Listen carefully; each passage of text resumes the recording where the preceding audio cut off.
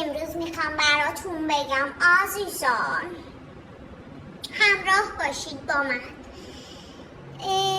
امروز یک چیزی تو خیابون دیدم، یک مدتی مود رفته به خود مشهد، جدیدن مود رفته اگه اشتباه نیام. بعضی از همین پسرا میگیرن یک تیکی از اینجا موشون رنگ منن. میخواستم ایره بگم، گفتم که یک موقع احساس تنهایی ننن، ما هم ابراز همدردی کنیم باشون.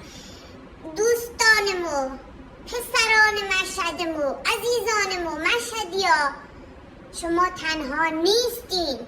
گوسفندان قلعه ما هم با شما همدردی منن.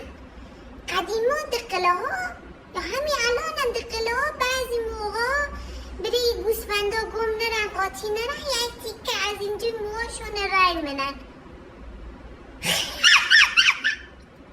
شما تنها نیستین گوسفندان.